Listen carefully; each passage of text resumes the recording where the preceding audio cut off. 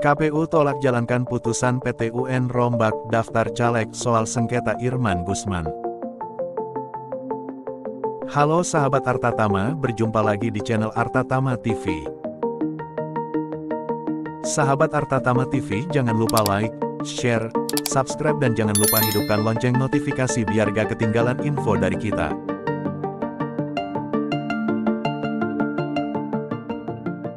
Komisi Pemilihan Umum KPU RI tak akan menjalankan putusan Pengadilan Tata Usaha Negeri PT UN Jakarta yang mengabulkan gugatan ex-ketua Dewan Perwakilan Daerah DPD Irman Guzman terkait sengketa pencalonannya sebagai caleg DPD Pemilu 2024.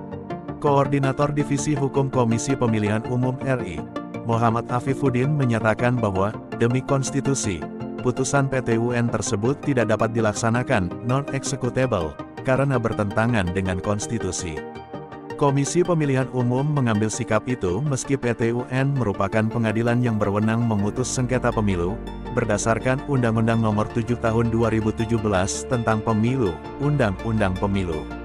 Konstitusi melalui putusan Mahkamah Konstitusi Nomor 12, PUU 21, 2023, tanggal 28 Februari tahun 2023 menyatakan, mantan terpidana harus memenuhi masa jeda 5 tahun.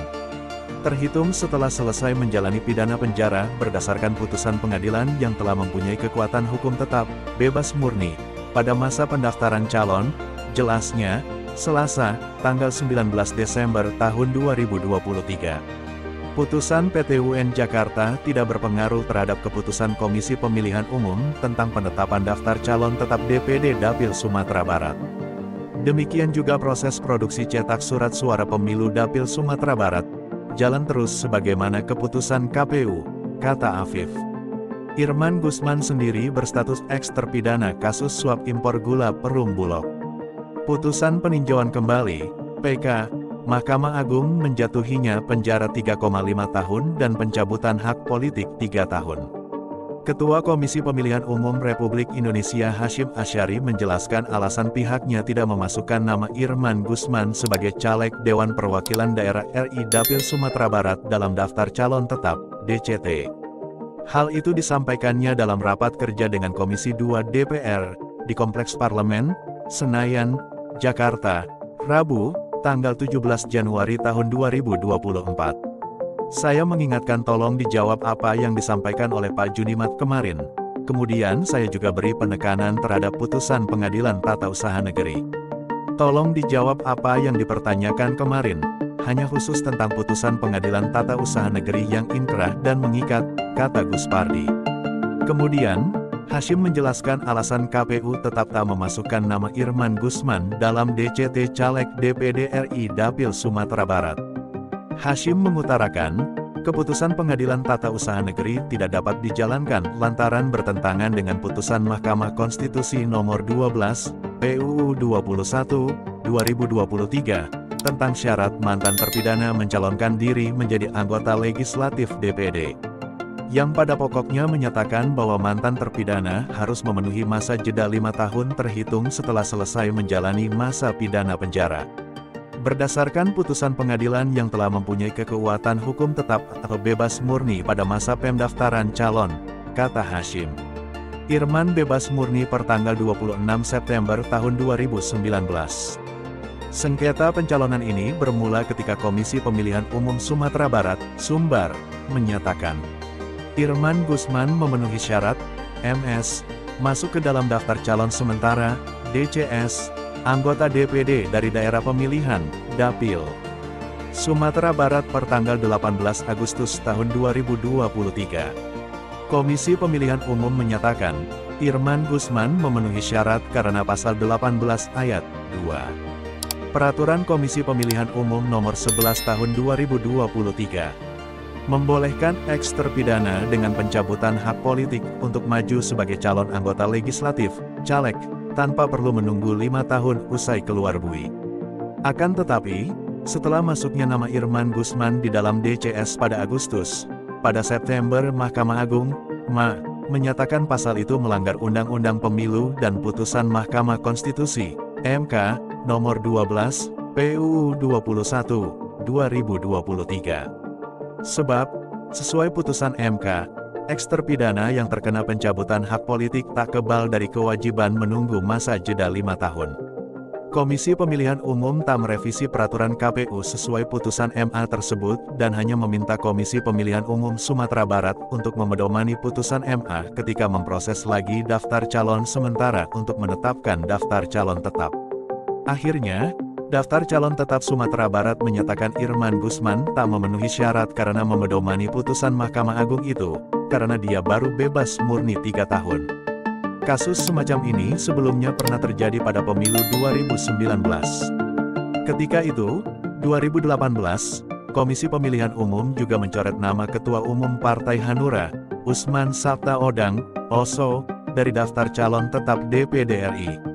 Karena Mahkamah Konstitusi, MK, membuat putusan bahwa pengurus partai politik dilarang mencalonkan diri sebagai senator.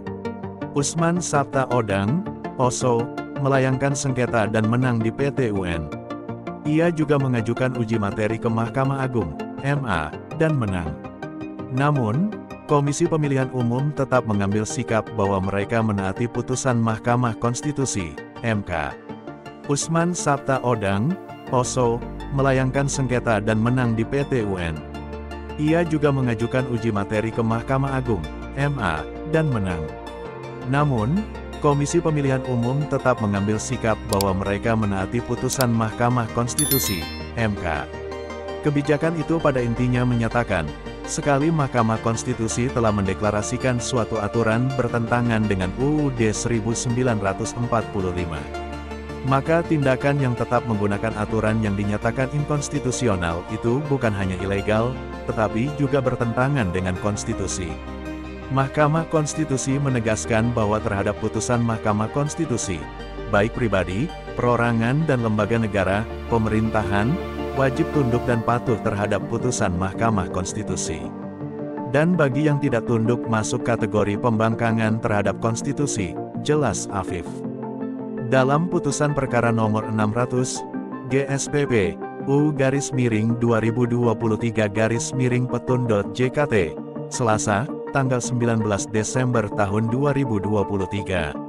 Pengadilan Tata Usaha Negeri Jakarta menyatakan batal, tidak sah keputusan Komisi Pemilihan Umum, KPU, RI nomor 1563 tahun 2023 tentang daftar calon tetap anggota DPD dalam pemilu 2024 yang di dalamnya tidak terdapat nama Irman Gusman.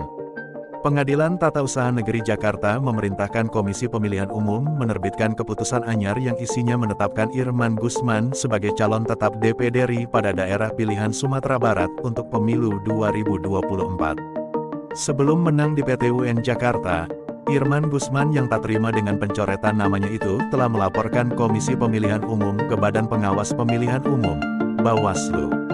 Akan tetapi, Majelis Adjudikasi Badan Pengawas Pemilihan Umum, Bawaslu, RI menolak gugatan Irman Gusman agar dirinya ditetapkan sebagai calon anggota DPD RI untuk pemilu 2024. Amar putusan, dalam pokok perkara, menolak permohonan pemohon untuk seluruhnya, kata Ketua Majelis Adjudikasi, Puadi, membacakan putusan pada Kamis, tanggal 16 November tahun 2023. Dalam pertimbangannya, Bawaslu menyatakan bahwa putusan Mahkamah Konstitusi lebih tinggi derajatnya daripada peraturan KPU, sehingga pencalonan Irman harus berdasarkan putusan Mahkamah Konstitusi.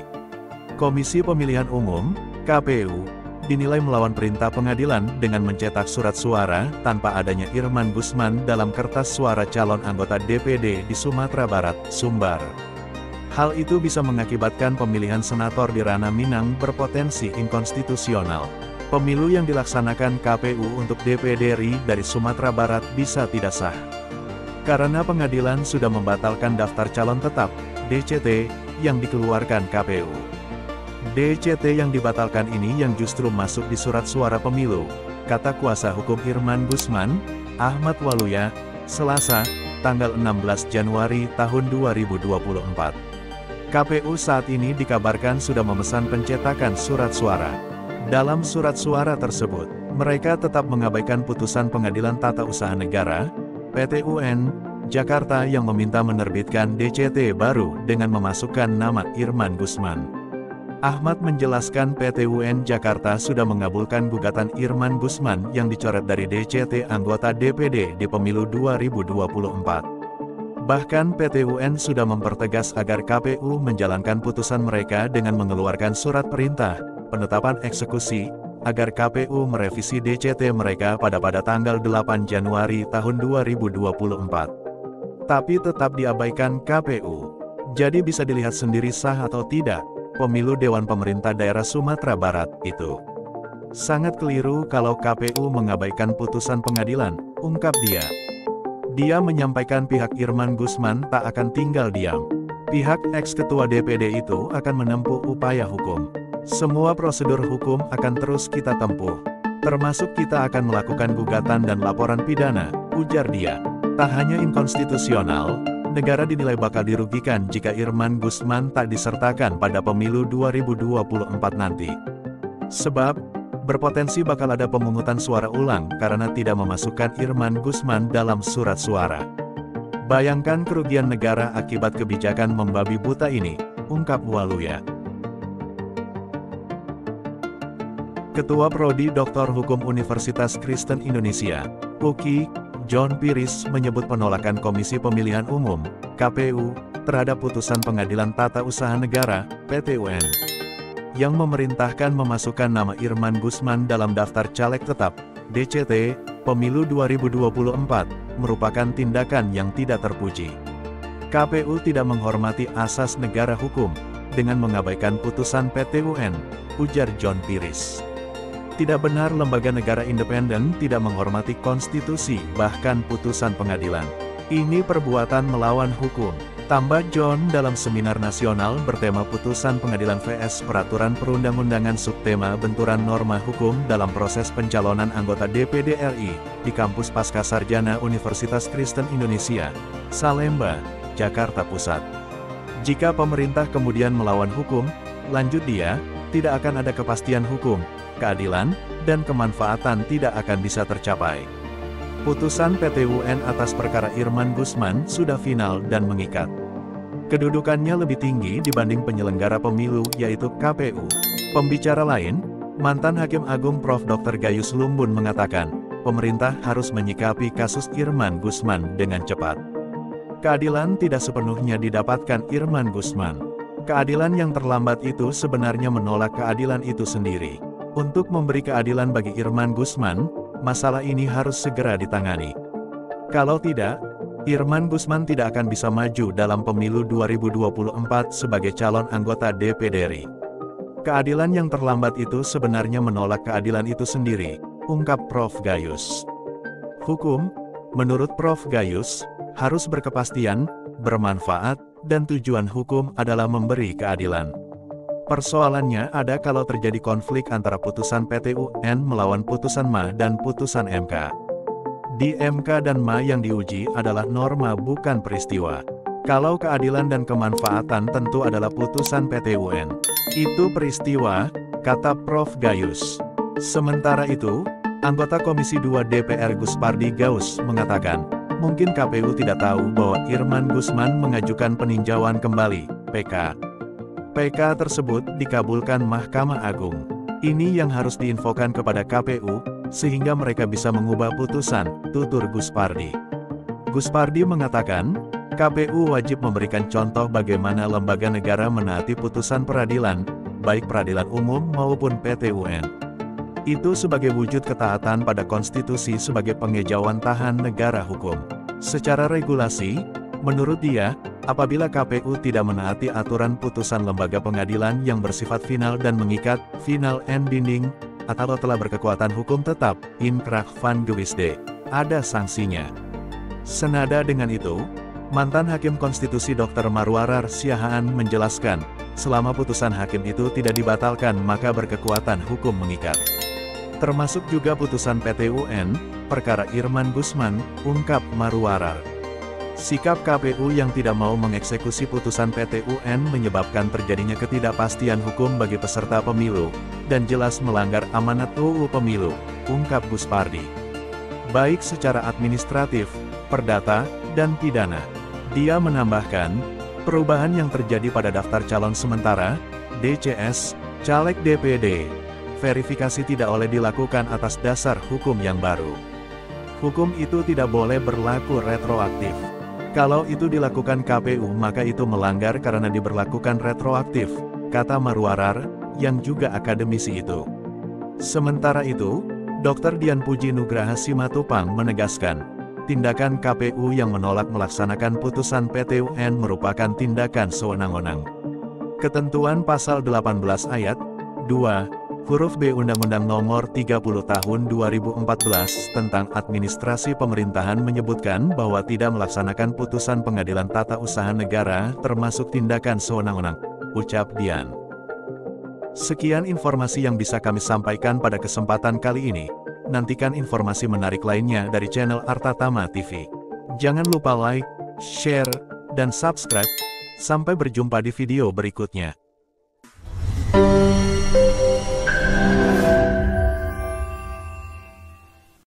Terima kasih telah menonton video ini. Jangan lupa like, share, komen, dan subscribe.